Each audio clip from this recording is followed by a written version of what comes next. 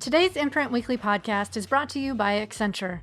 Change is afoot in child welfare. Change that means agencies focus on results for children and keep far more of them safe at home with their own families. Accenture's child welfare team is leading the way in the effort to ensure technology does its part in that success story. Accenture offers cutting-edge case management tools that ensure agencies can see insights that drive decision-making and caseworkers have information they need at their fingertips. Together, these tools help agencies stay laser-focused, reinventing child welfare into a source of strength for families when they need it. For more information, visit www.accenture.com/childwelfare. Hello and welcome to the Imprint Weekly Podcast. I'm John Kelly, Senior Editor of the Imprint, a daily news site covering child welfare and youth justice around the country. You can read all of our coverage at imprintnews.org or check us out on Facebook or Twitter at @theimprintnews. You can also sign up on our homepage for our free weekly and monthly newsletters.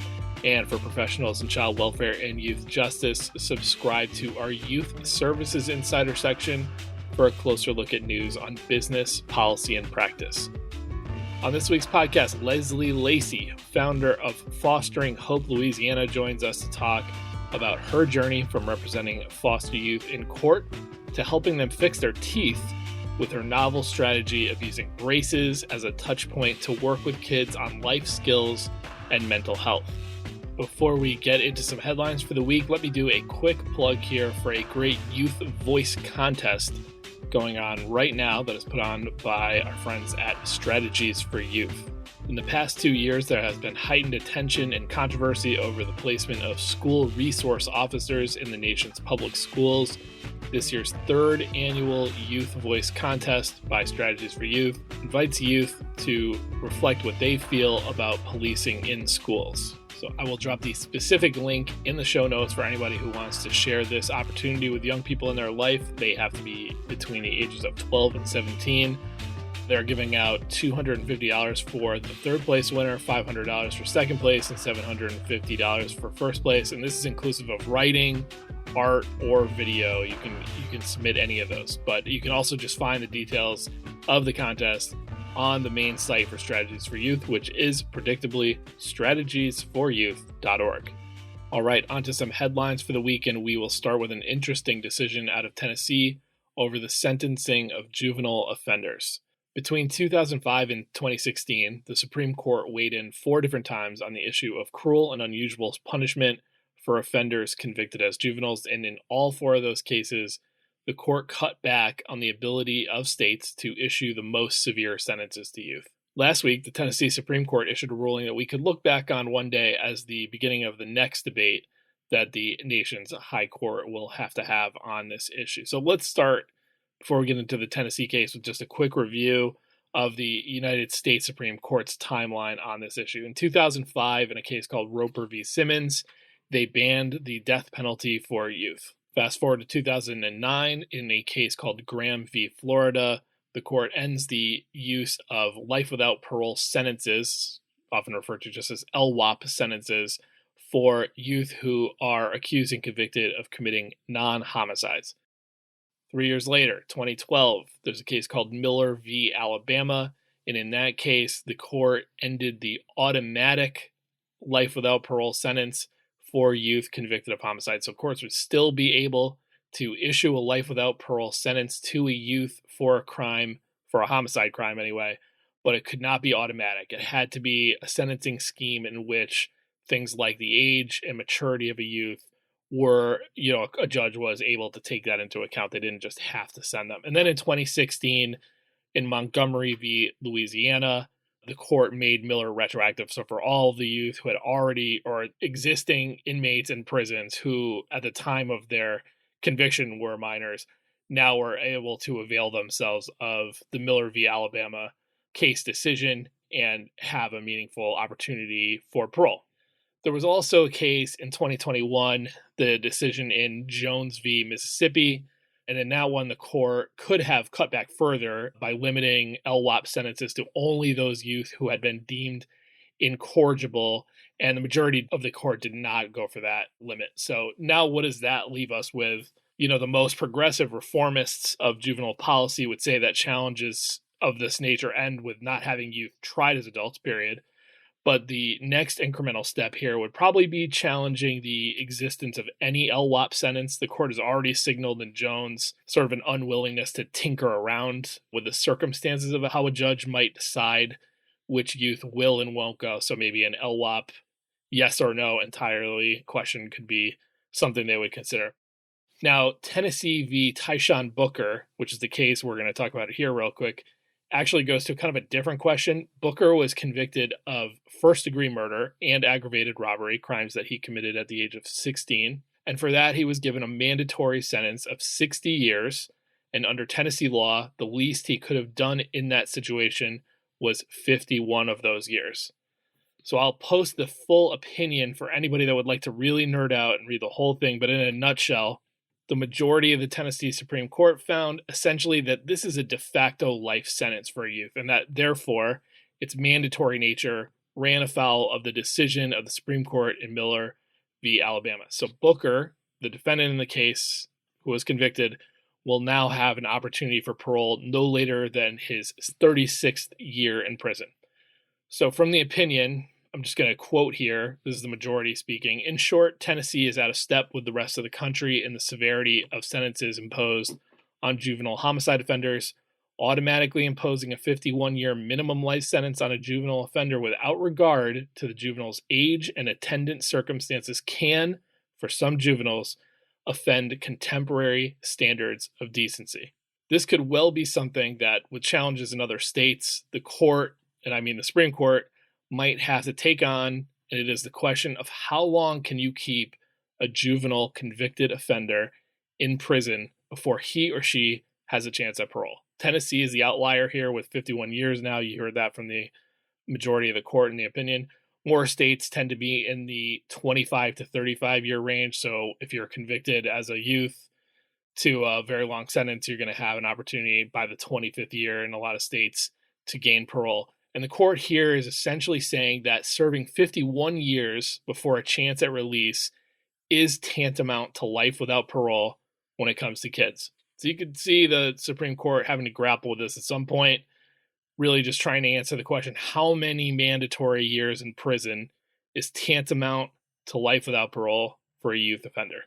Another juvenile justice news, you may recall, if you're a regular podcast listener, about 7 weeks ago, we had Liz Ryan on. She is the relatively new administrator of the Office of Juvenile Justice and Delinquency Prevention for the Biden administration. And Ryan last week made it clear to the state of Louisiana, who I've talked about on this podcast pretty recently, that their plan to move some of the youth in their juvenile justice system into a maximum security adult prison called Angola is not supported by the Biden administration. I'm just going to quote here from Administrator Ryan, who is speaking to a group called the Louisiana Juvenile Justice Reform Act Implementation Commission. Let me be clear on this point. Children do not belong in adult courts and certainly not in adult prisons and jails. We recommend that children be immediately removed from Angola. And that is the name of the prison again. Another interesting detail with this whole thing raised up here by the Louisiana Illuminator, and I'll post a link to their story, is that apparently over the summer, OJJDP, which is the agency that Ryan oversees for the Biden administration, reached out to the governor of Louisiana, John Bel Edwards, to express their concern over this, at that point, in the works plan to move young people into Angola, which has since been put into effect. So the Office of Juvenile Justice, offered direct support to help try and figure out another way. And this thing still basically has happened. Again, I've said this a couple of times when we've been discussing this. The governor and juvenile justice officials had said that this would be a temporary thing. You don't really see any sort of, enforcement in the court's decisions allowing this adult prison, scheme that they've come up with to be temporary. There's not really any indication anybody might hold them accountable for that. So I guess it seems like the media down there, particularly the Illuminator and the Advocate, there's some really great journalism going on in New Orleans and Louisiana, are on it. So I do suspect that they will hold feet to the fire on this. Also worth noting that the commissioner of the Juvenile Justice Department in Louisiana, Bill Summers, has resigned. That was pretty recent. Louisiana is in a interesting spot right now as far as the things that we cover. So Summers resigned, and then just I think about 2 weeks ago, both the number one and number two at the Department of Children and Family Services of Louisiana has also stepped down. So a lot of leadership fleeing the scene right now in Louisiana. We could easily do a weekly workforce crisis segment at this point on the podcast. Yeah, this whole thing is kind of bad news, honestly, but don't worry because the guest interview is actually a really positive one. But in terms of the workforce crisis, here's a couple of recent headlines I wanted to call out just as we stay on this. First, from our pages at the imprint, Donovan Coffey reported for us on the fact that the Texas Department of Family and Protective Services has lost 2,300 workers in 2022. That is a 43% increase already from the previous year, 2021. So a lot of reporting has kind of linked the workforce flight and problems at DFPS to the governor Greg Abbott's new policy from this year on treating gender-affirming medicine for transgender youth as child abuse, both for doctors and for the parents. And no doubt that played a role. But workers and labor officials close to the workforce crisis told Coffey that it's the children without placement crisis that has become the primary driver of extra turnover here, as workers who thought they signed up to, come and work to help manage the cases of youth, hopefully moving them towards reuniting with family or some sort of permanency, are now being increasingly asked, in addition to that job, to basically guard them at night or during the day in office buildings, hotels, and other slapdash shelters. So this was a huge problem. Last year, going into this year, there were something like 400 kids at the height of it who in Texas were foster youth without an actual foster placement, staying in these hotels and offices. Our reporting is that it's down into below 100 now, but it's still a situation that in some of the localities in Texas is extremely stressful and is requiring them to basically just commandeer these workers to work different shifts and jobs they never signed up for. In Wyoming, as reported by WyoFile, the news site, the state operates 2 psychiatric residential treatment facilities for youth, often just called PRTFs by their initials. These are pretty highly secure facilities with round-the-clock medical care.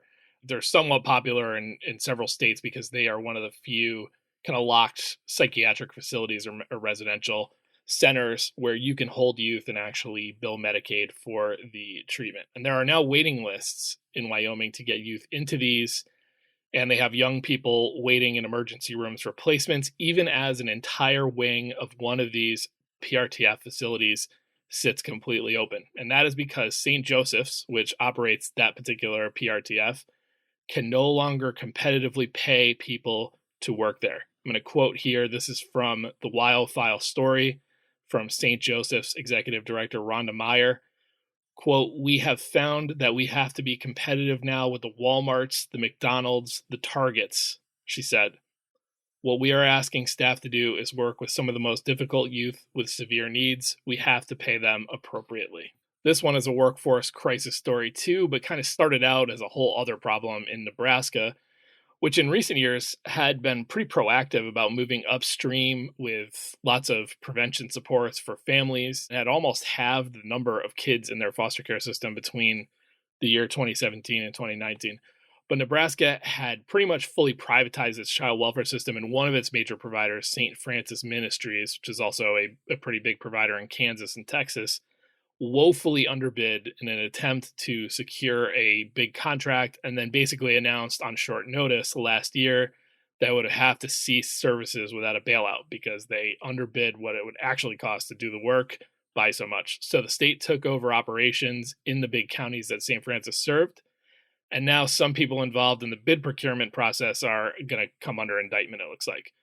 So as Martha Stoddard, who is a longtime child welfare reporter for the Omaha World Herald, reports, things are not getting better on the workforce front since this all went down. Caseloads are as high as 39 for some caseworkers. The Nebraska state limit is 17, so that's double that.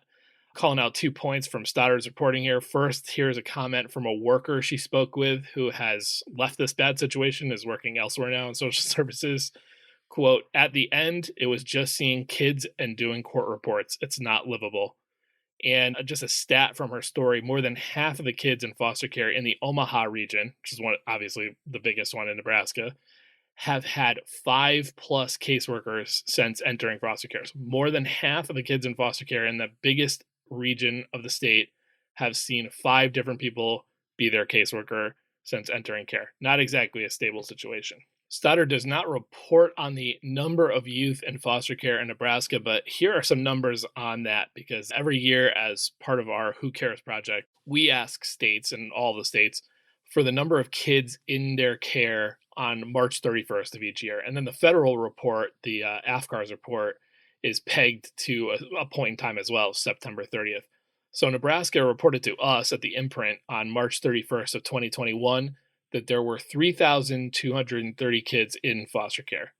The federal data from 2021, which actually just came out but is pegged to September of 21, had it at 3,835. So 3,230 on March 31st of 2021. By September, the report via the feds was 3,835. And then in data we have yet to upload onto our site, in March of 2022, the number had reached 4,870, which would be higher than at any point in the state since 2012. So I think a big question there that arises from those foster care data is that rise causing the caseload crisis, or are overtaxed workers erring on the side of foster care because it's perceived to be the safer choice in a stressful environment where you really don't have time, as the unidentified worker in Stoddard's case was talking about. You really don't have time to spend, any real meaningful attention on any one case. You're just ripping and running.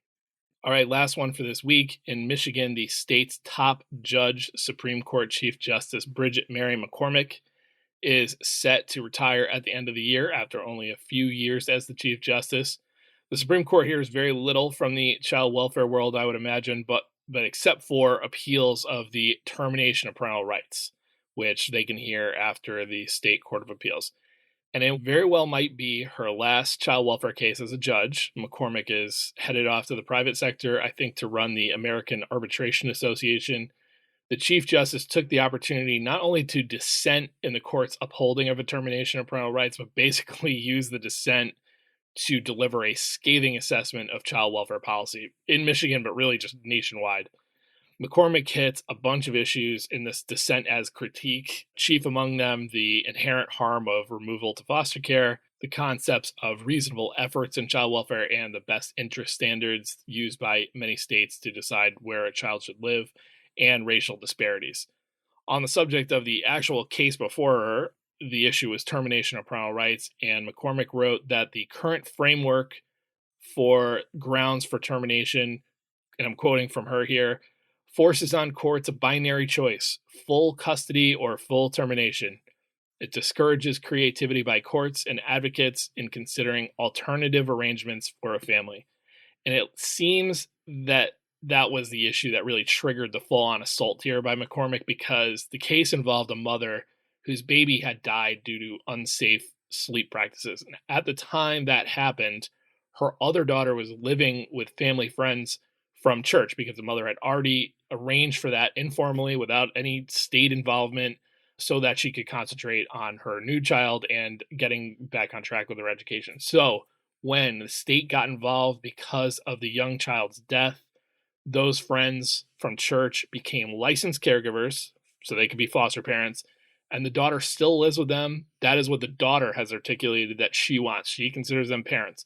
But despite that, and despite the general agreement of everybody in the case that the mother had become a stable part of her daughter's life, the court still went through with a termination of parental rights. And McCormick writes in a way that makes you think, at some point she felt the mom could have been reunified in this case had things been done differently. But even if you just accepted the premise that couldn't have happened, this was a situation where terminating the parental rights of this mother was not a demand of anybody actually involved in the family's life.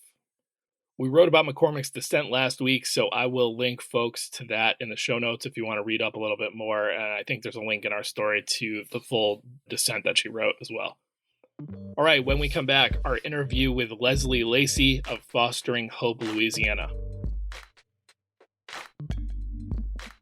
It's that time of year where nonprofit journalism organizations are looking to maximize giving through the annual Newsmatch campaign, and we are no exception. If you enjoy this podcast or the great work our reporters do at the Imprint and at Fostering Families Today, please consider making a donation. And if you do so this month or in December during Newsmatch, your donation will get doubled. Fostering Media Connections is very lucky to have some terrific philanthropic supporters, advertisers, sponsors, subscribers, but we really cannot do it without donors like you who read our stuff, listen to our podcasts, and attend our online events. There are tons of really great nonprofit independent news outlets to support out there, and we hope you consider us one of them. To give today, it is easy. Visit imprintnews.org/donate. That's imprintnews.org/donate. Joining us today on the podcast is Lacy, founder and executive director of Fostering Hope Louisiana, who left her career representing children in court to help them get braces. You heard that right, but there's more to it than just good dental care. Lacy, thanks for joining us on the Imprint Weekly Podcast. John, I can't tell you how much I appreciate being invited. So just as an aside to the listeners, Lacy and I were booth mates of sorts, right? We were in the exhibitors hall recently for the National Association of Counsel for Children conference in Baltimore. So we got to talking while things were quiet, while everybody was in their panel sessions, and got to hear a little bit about what she's doing. And I thought it would really be cool to let the rest of the world know, because I think it's a very interesting concept. So Lacy, before we start, got to let the folks know a little something about you. So you got to give me at least one favorite. You can give me more if you want. Movie, TV, book, musical group, or sports team. Lacy, what do you have for us? All right, John. So anyone who knows me well knows my favorite television show is The Golden Girls. Amazing Yeah. thing. Yeah, you heard right. Yeah. And if I had to name a favorite sports team, well, of course it would be the New Orleans Saints. So as that answer would indicate, Lacy is a Louisianan. Born there? Grew up there? No, Where'd you actually hail from? I was born and raised in Tucson, Arizona, if you can imagine. Okay. Yeah. Do you consider yourself a Louisianan now? I Enough? do. Yeah. I do. Yeah.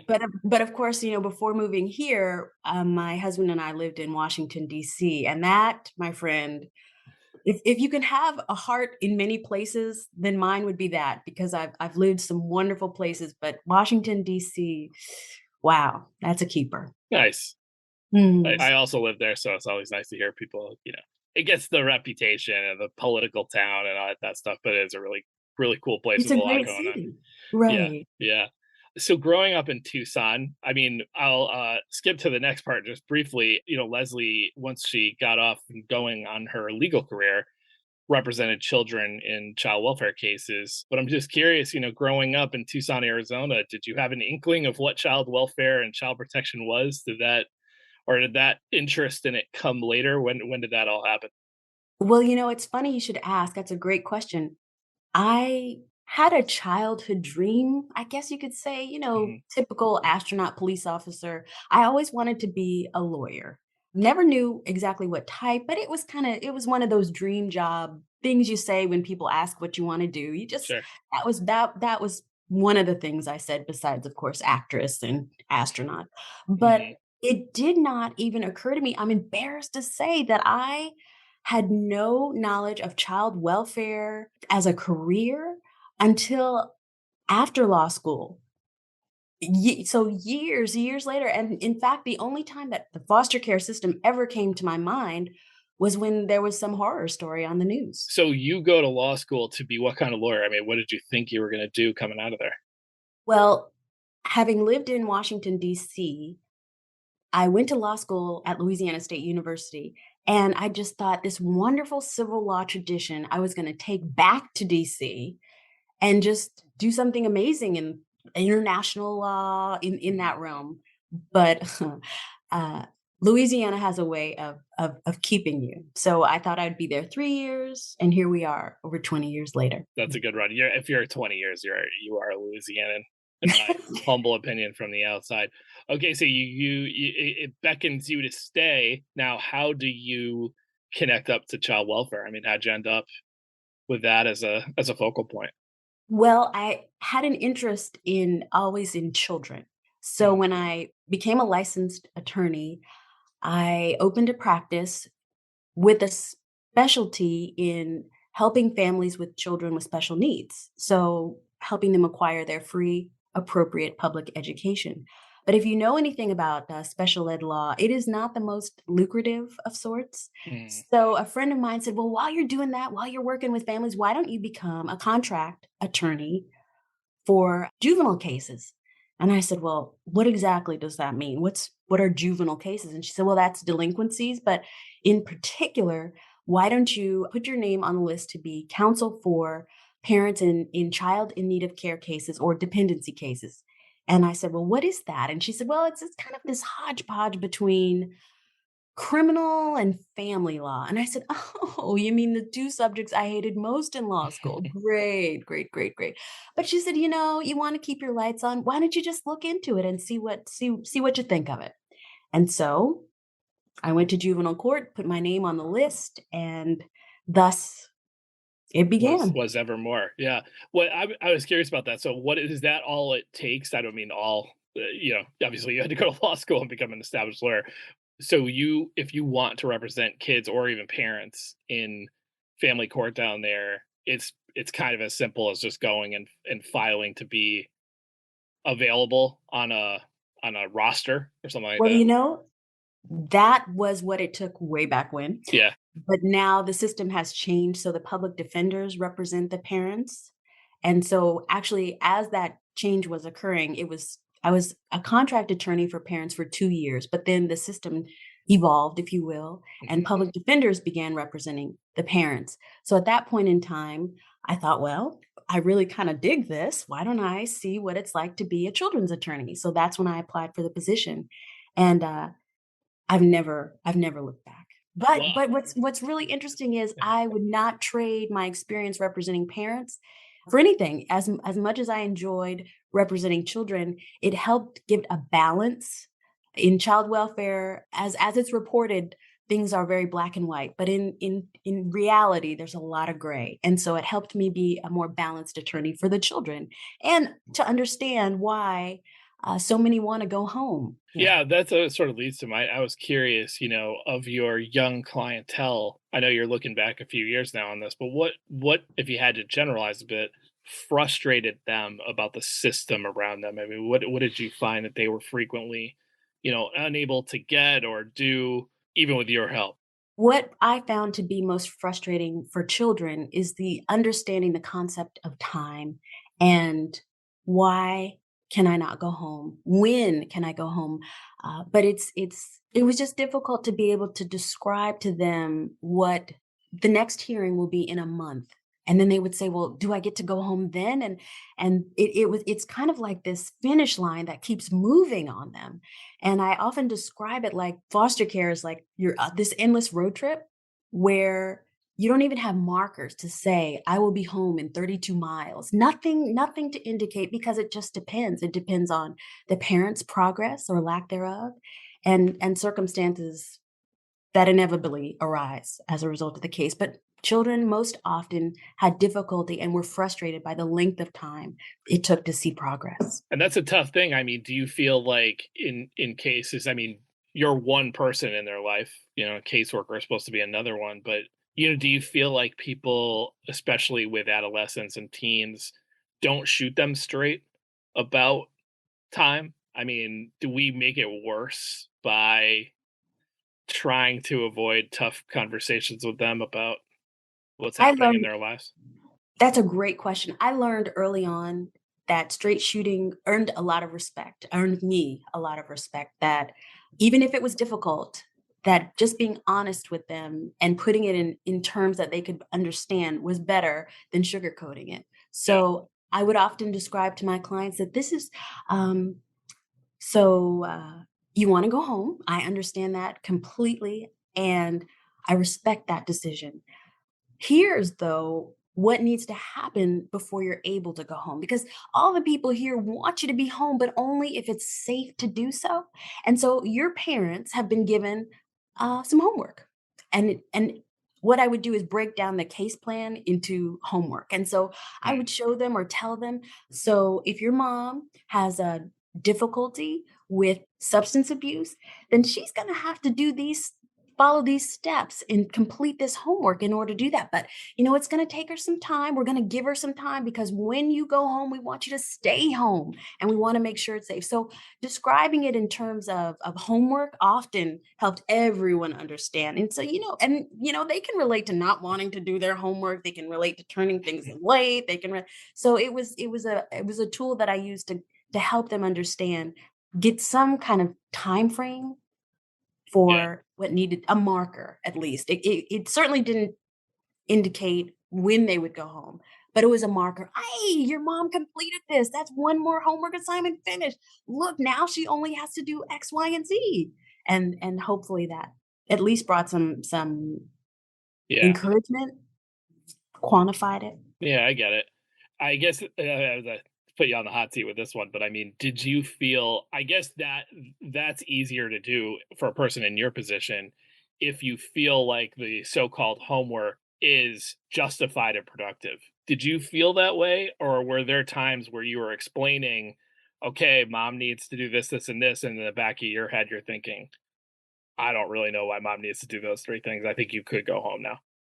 Oh, well, if that were the case and my client wanted to, then I was right there with the Right. parents attorney I see. advocating. Why is this Okay. necessary? Oh, Yeah. absolutely not. It is an adversarial process, but once Hmm. my clients, Louisiana is fabulous in the fact that it's a client directed state. And so children have a voice, and whether I agree with it or not is irrelevant. If the I child see. says, I want to go home, then I'm siding with whomever can make that happen in a safe and expeditious manner. When does that switch in Louisiana to client directed? I mean, how is there an age where it goes from best interest to client When directed? when a client can articulate their wishes, Okay. that's when it kicks in. So And case by so case. Yeah. it's case by case, but usually 0 to 2, it's best interest, and Sure. I'm representing on behalf of the best interest of the child. If they're nonverbal, but still, we have been trained and there are trainings offered to help us glean the information that would indicate what their true wishes are, if Right. that makes sense. So, kind of last question about lawyering before we transition a little bit here. But obviously, you were pretty good at it because in 2015 they gave you the Child Advocacy Program Award. There, the Catherine LaFleur Right Legal Advocacy Award. So you figured out how to be a good lawyer for kids, and you kind of threw yourself at the deep end to do it. You said, I'm ready to do this." I'm curious how, as an independent lawyer, you taught yourself the necessary, case law and code and stuff like that. How we've talked quite a few times on this podcast about, legal interdisciplinary clinics and these like programs where it's like, okay, I can clearly see how you would have a new lawyer come in with an interest in this, and maybe they did a clinic in college, and now they're going to work with all these people in an office who know this case that you can cite for this, and you just come in cold. And I feel like you're representative of what most attorneys in this country that represent kids experience. So how did you go about kind of schooling yourself on what you needed to do? John, I can honestly say it was trial by fire. Eesh. Every case was a learning experience, and it was in some ways painful because I would attend conferences like the NACC to learn about just techniques and strategies. And the conferences are wonderful, but invariably, I would end up in the hall, outside some session in tears because I would hear this amazing, wonderful information, and every child that I had represented previously would come to my mind as, oh, if I had only known that for them. Ah. And so it's painful in one sense because you learn just hands on in the moment, and no case is the same. You cannot simply do what you did last time in the similar, oh, there's siblings and the mom's doing this and the dad. Oh, I've had this before, because the circumstances never work out the same. I made a point of never promising outcomes, or as we talked about earlier, timelines. I never promised an outcome with a timeline ever, because something would happen. Somebody, the grandmother who was supposed to be the relative caregiver dies. I mean, the Yeah. plan was for the children to go to the grandmother, and now she's deceased. And so I just never, ever predicted what would happen. Just give Yeah. them scenarios because it's trial by fire. Yeah. Yeah. All right, so you're lawyering for kids. You're doing a pretty darn good job of it. They're giving you awards, and at some point along the line, obviously, you start thinking that maybe this is not what you want to be doing. So I think we'll talk next about a young woman who maybe crystallized your next plan. But do you remember kind of like, was there a specific case that made you think like, this isn't what I want to be doing anymore, or what was it? It wasn't a specific case, it was my health. John, as you might be able to tell, I'm kind of intense.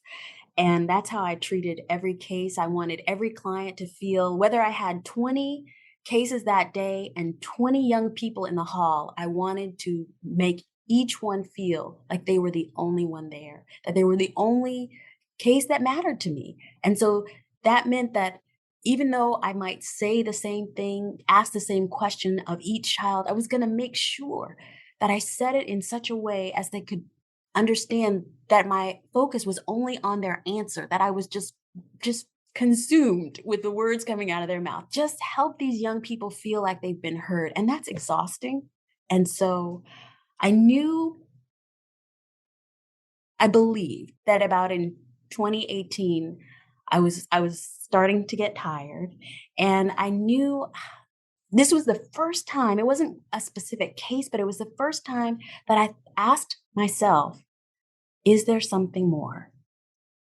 And when I asked myself that, it never occurred to me what else I would do. I never even gave it another thought. I just thought, unfortunately, I'll never be out of a job. So Mhm. I could do Yeah. this.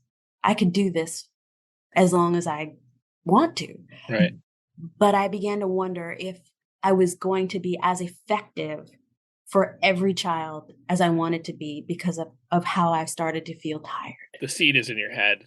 Is there something else I could be doing? And you meet, or probably already knew at this point, a young woman named Brittany Butler. I know a little bit about this story because of our booth mate chats back in Baltimore, but I do think obviously this is kind of a crystallization point for your next move. So tell listeners a little bit about, your relationship with her and that whole conversation that leads to braces. I'm just going to leave it Okay. hanging there and you take it from there. All right, then. Well, it's interesting that I met Brittany in 2014, Okay. and she was a 17-year-old young lady who was in foster care as a result of her parents being deceased, and the sibling with whom she was residing put her out of the home. So she and her sister were homeless. Technically, they went from relative to relative, friend's house, but at some point in time, she confronted her mentor and just said, if I don't get stable, I'm going to have a nervous breakdown. And she gave him permission to call the agency, and that's how she came to be my client. Brittany, at the time, was a senior in high school and just motivated, and she was involved in school and all of this, and an excellent student, all of this for her plans to attend college. That was just her next step. Everything was in preparation for college. So when I met her and she said, "Oh, Miss Lacy, I just want to be a lawyer and a social worker and help children and young people like myself, and then maybe, a judge one day." And I just looked at her with such admiration, and I was so proud, so honored to be her attorney. But at the same time, I cringed when I looked at her because her teeth were, when I say all over the place, they were just, I mean, John, I can only describe it as when when you're talking to someone and you can barely hear the words they're saying because Hmm. they've got something in their eye or something. I mean, Yeah. your eyes were just automatically drawn to her mouth because it was just unbelievable. Teeth were jutting out and stretching all different places. And I just hated that I felt that I said to myself, I nodded and smiled like, oh, yes, Brittany. But in my mind, I thought, it's never going to happen. Not because you don't have the mental and intellect, the personality, everything, but no one is going to take you seriously.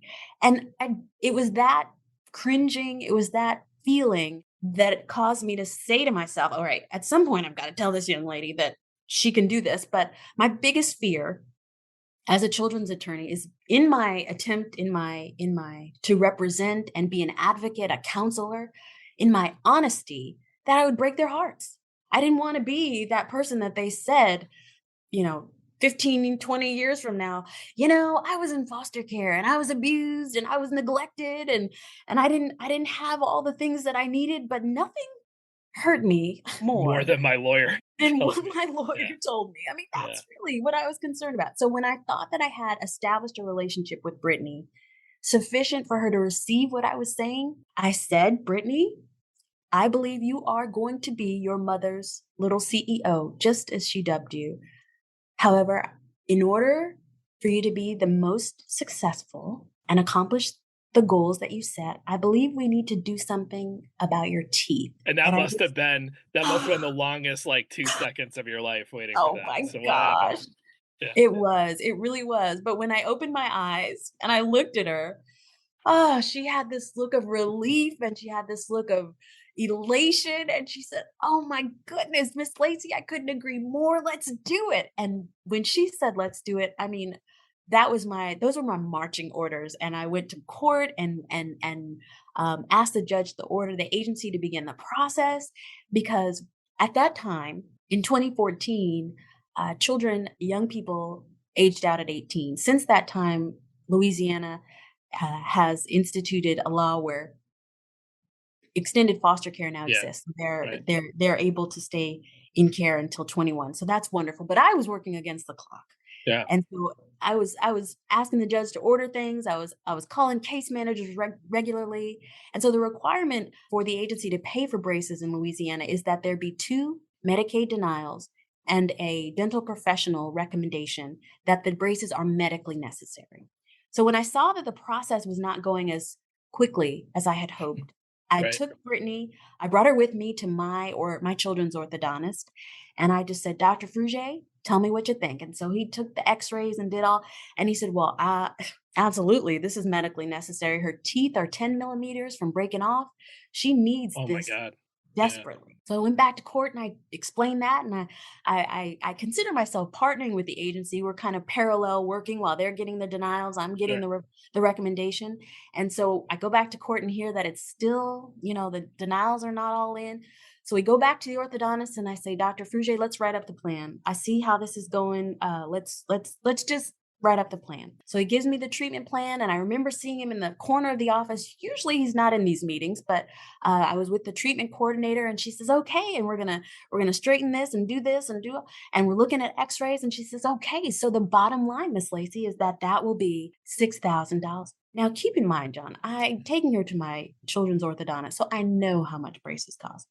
But in that moment, to hear the lady tell me $6,000, my heart skipped a beat. I just was stunned. And all I can describe it as I was floating, because I'm thinking to myself, first and foremost, does my husband know I'm here right now?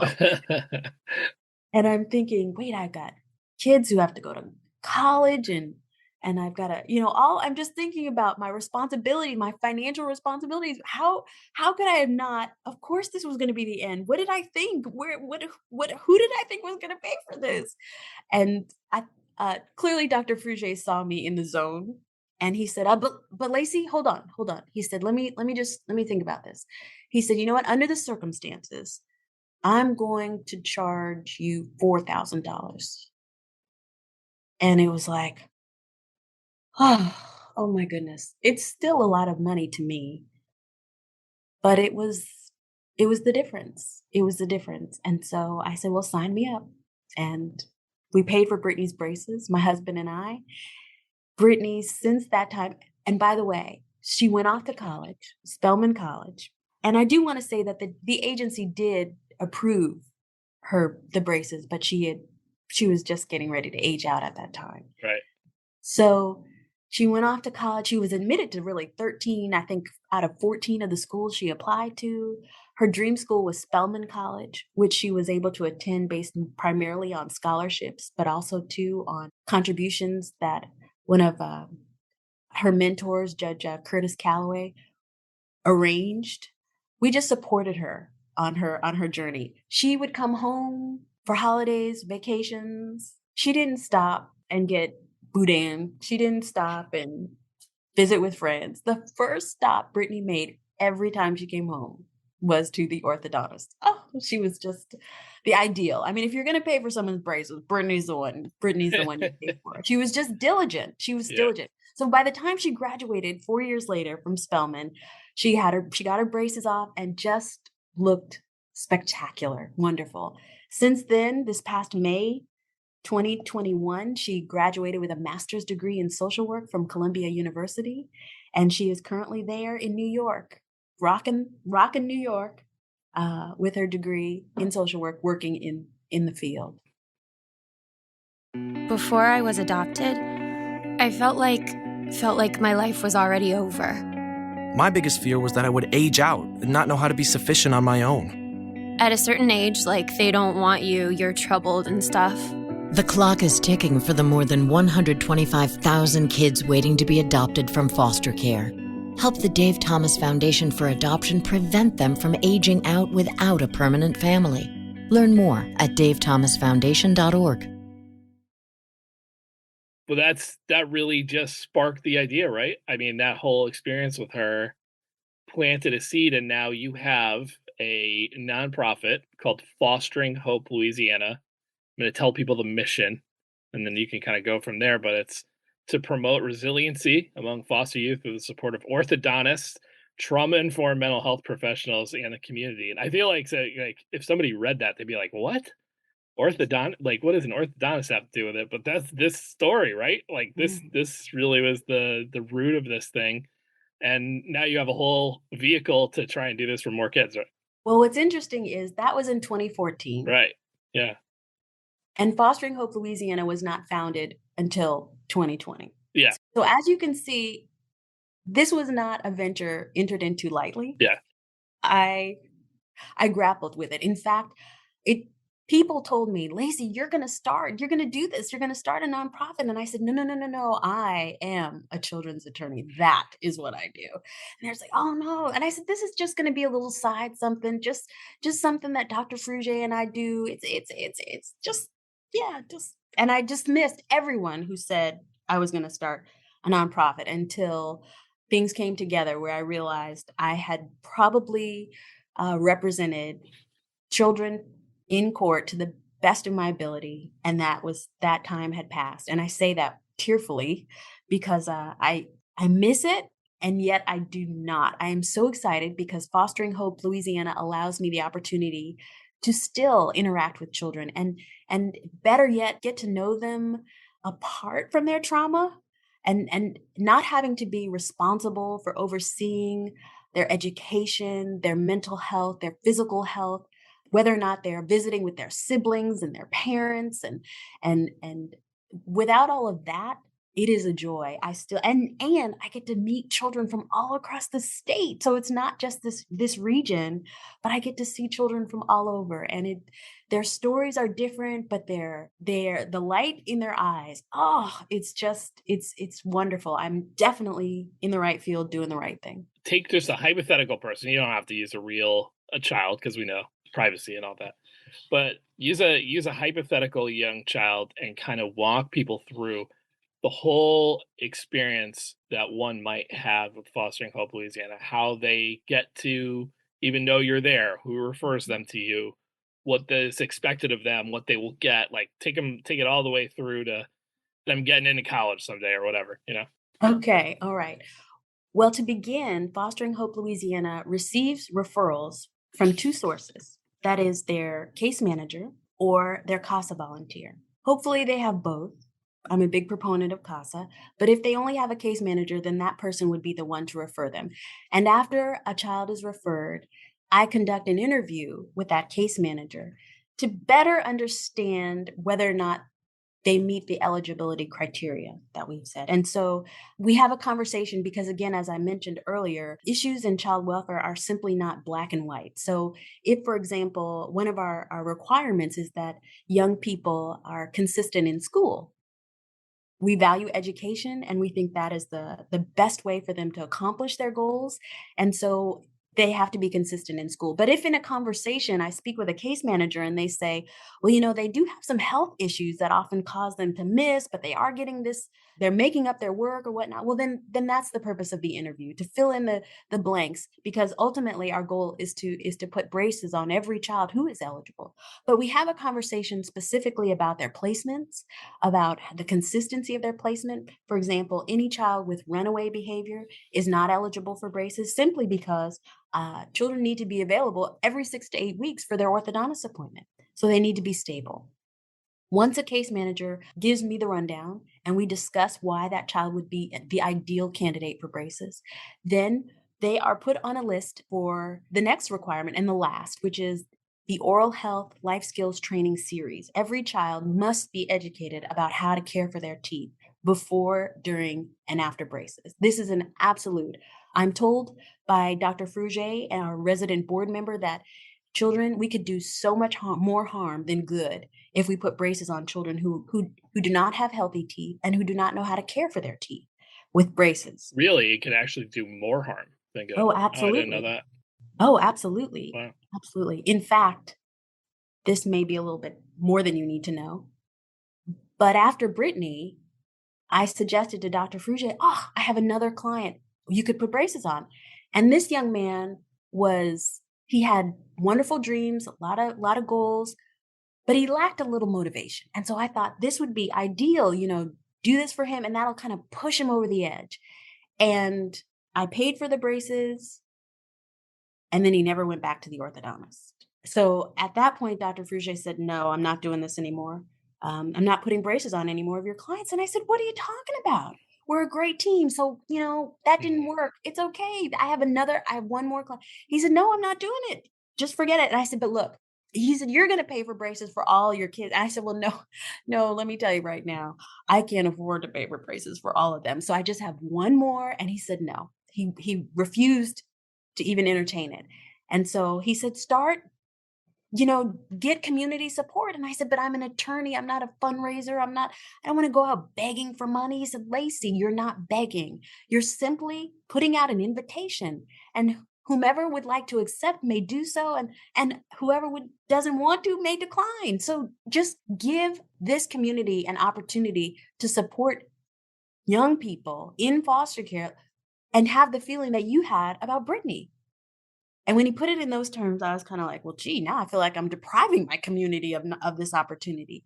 And so that really was one of the catalysts to me starting. I was basically offended that he wouldn't work with me. And so I thought, well, to show you, I am going to start it because you will. You are the best. And I want the best for these children. So you're going to put braces on them, even if it means I have to start this nonprofit. That's what happened. So that was kind of the last straw. Yeah. Mm-hmm. So I'm sorry, I didn't really finish with the process. No, that's okay. That's okay. I just think that helps people kind of visualize, okay, what does a program do? If you take one child, even if it's not a real child, and say like, here's, we know that not every program is the same for every kid, and some leave early or some, make it through the end. But so they are deemed eligible, they get the braces, and at the same time, they're getting some early instruction on oral health from you guys. But another big part of this, right, that you should definitely flesh out for people is the braces and the good dental health is an entry point for you to work with them on other aspects of health, right? So how do you make that transition with kids? So after a child has been referred and I've interviewed with the case manager, they are enrolled in the Oral Health Life Skills Training Series.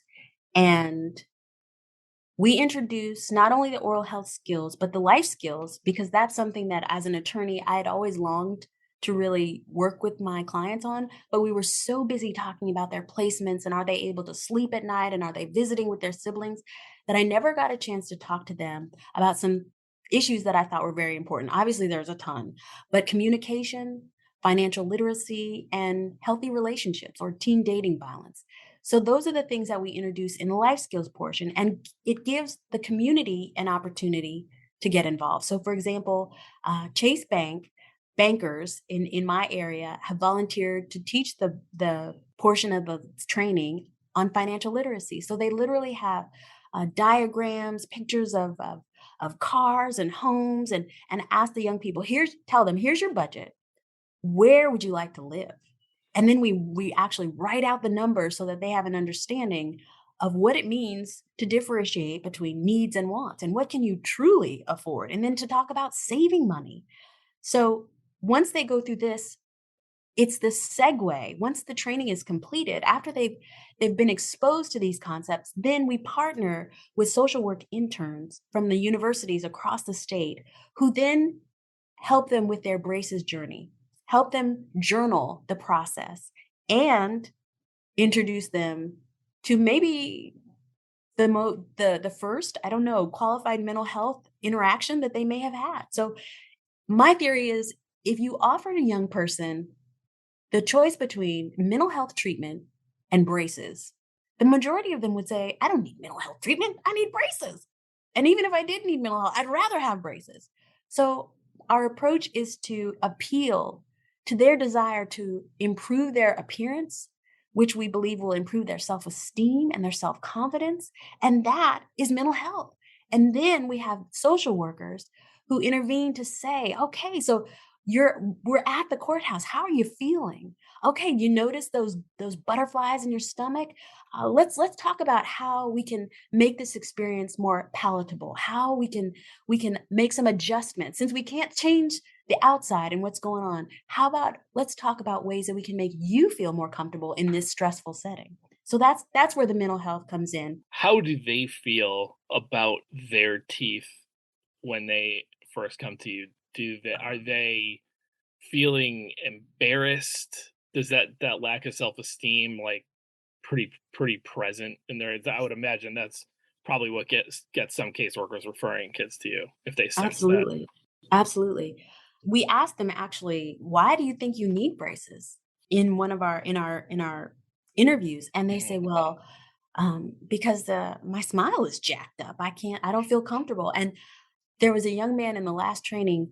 I asked him why he felt he needed braces, and he said, well, Miss Lacy, I know when I open my mouth, he said, people start laughing, and I don't think it's what I'm saying because I'm smart. He said, I think it's because of my teeth, and I just need to get them fixed so they'll stop laughing. That's so crushing to like imagine, to think Yeah. about.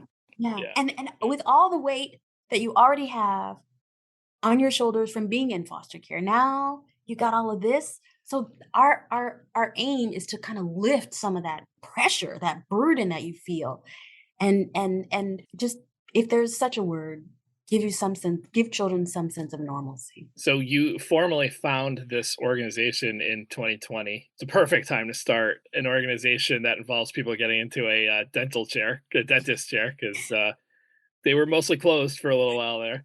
But Yeah. that probably gave you some good preparation time. But I mean, so it's been about 2 years now and change. How many kids have gotten braces? Walk us through the numbers. How many have you successfully fixed the teeth of? All right. Well, we're in the process of. So in that How many have you 2 year. straightened out? No pun intended. So I break it down into regions. In the Baton Rouge region, we are in the process of straightening out Mhm. 8 children's teeth. Okay. 15 have been through the oral health life skills training, and 8 of those are now in braces. In the Covington region, 5 children have been through the oral health life skills training, and 2 of those are currently in treatment. And what's interesting, the reason why all of them are not is because all of their high dental, all of their mouths are in different maturity. So they're in different stages of maturity, which is why we're not servicing all of them. Also, too, some have not passed oral health muster. So they were seen at the initial appointment, but told, you need to work on making sure you're brushing for that whole 2 minutes twice a day, and you're flossing at the end of the night.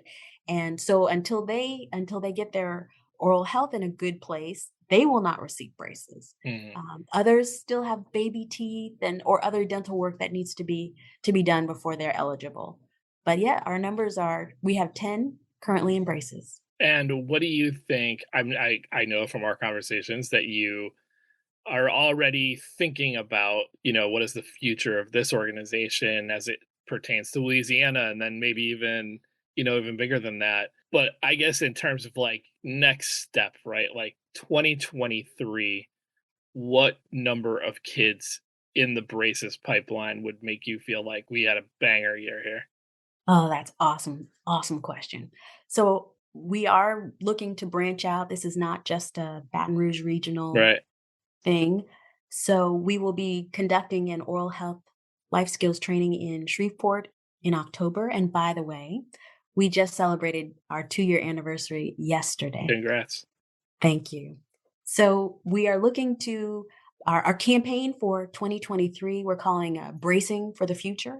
So we're looking to recruit hometown ambassadors. Like we've got some amazing people from Louisiana that you may or may not know. Of course, you in all different regions, but you've got, you know, Tyler Perry in New Orleans, you got Tim McGraw in Monroe, and I may be saying their regions incorrectly, but you got Dak Prescott and Lauren Daigle, and we just have some phenomenal hometown heroes that we are looking to partner with to help these young people brace for the future. So that's our campaign for 2023. Very cool. But also too, to there are 9, we've broken the state down into 9 regions, and we really hope to brace for the future 5 young people in each of those regions. Now, maybe not all in 2023, because at this point I am a one-woman show and I am partnering with institutions like Tulane University School of Social Work to train these social work interns to facilitate the trainings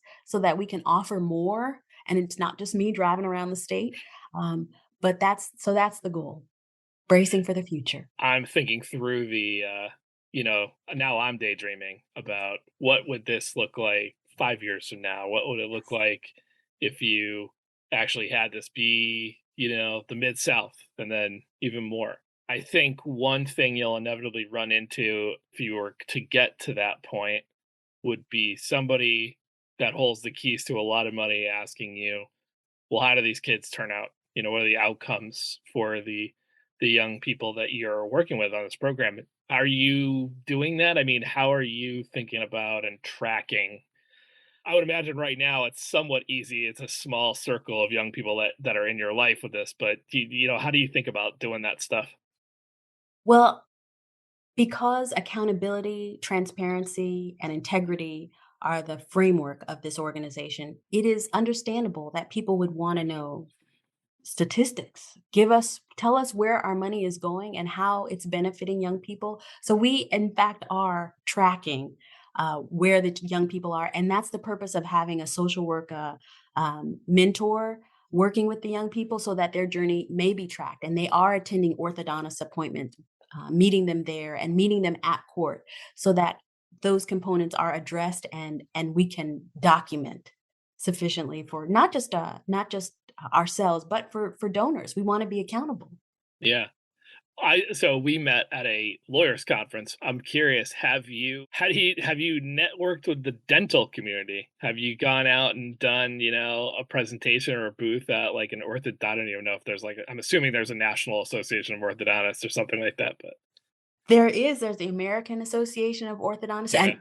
Orthodontists, and while I have not attended a conference, I certainly am partnering with orthodontists across the state of Louisiana, like Dr. Chris Feldman and Craig Murphy.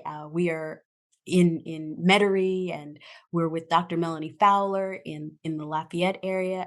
So we are partnering across the state with orthodontists, and part of that partnership, the orthodontists agree to maintain the confidentiality of the children, their identity in foster care, and they agree to also charge a discounted rate for us. So their buy-in is very important to this whole process. We consider them one of our most important of the 3 partners that we have. First being not first being most important, but first being the judges who hold all of us accountable and who oversee the case and confirm that the children in fact are in foster care, which is a requirement to be eligible for braces. And then to the orthodontists are our partners as well as community partners. And as I mentioned, Tulane University being one of them. So now that you are not just going into your own pocket to pay for braces and you guys have a formal organization, attacking this, What does the financial picture look like for paying for these? Obviously, you guys fundraise, you get donors. I saw that Blue Cross Blue Shield recently gave you a nice $25,000 grant. That's awesome. Thank you. But are you able to blend that at all with Medicaid? Like, is the healthcare entitlement system in any way playing ball here? Because I don't know, it strikes me as like they should, because foster youth are all Medicaid eligible through their 26th birthday. Well, braces are considered cosmetic, which is why Medicaid does not pay for them. What happens if, so like in Brittany's case, where you're saying you guys were running around trying to get somebody to say this is medically necessary? Does that change the equation? Like, is it possible once that happens or no? Well, I have to be honest, I'm not aware of where the Medicaid fits into that. I only know that with that designation of medically necessary, the state will pay. I see. Happens after How that? they get the money, you don't care. I am Sure, not right. sure, but I've Yeah. never now granted, I've not asked the state to pay Yeah. for anyone other than Brittany, but the consensus and what I learned at the National Association of Counsel for Children, the conference we had in Baltimore was that it's that's pretty much statewide. I mean, we're talking Alaska, Hawaii, Virgin Islands, and everywhere in between that, state agencies do not pay for braces, and if they do, it's not without a fight. Hence our openness to taking it beyond Louisiana. But let me get things straight here. Let me get it established here before we talk nationwide. So the website for people that want to learn a little bit more about Fostering Hope Louisiana and what Leslie is doing is fhlouisiana.org. That's fhlouisiana.org. Leslie Lacy, thank you for joining us on the Imprint Weekly Podcast. Thank you, John. Thanks to Leslie Lacy of Fostering Hope Louisiana for joining us today. The Imprint Weekly Podcast is a production of Fostering Media Connections, a California-based nonprofit that publishes the Imprint, Fostering Families Today, and operates the Youth Voice program. This podcast is produced and mixed by Christine Onjoko, with music by Luke Giroux and Cyrus Elia. If you enjoyed this episode, we would love it if you'd consider subscribing or giving us a 5-star rating on Apple, Spotify, or wherever you download your podcasts. And we'd really appreciate if you would support our work here on the podcast and in print. Small donations from our listeners and readers go a long way towards helping us grow and cover more great stories in child welfare and youth justice. To support us, it is super easy. Just visit imprintnews.org/donate. You can follow The Imprint on Twitter and Facebook by searching the handle @TheImprintNews and visit us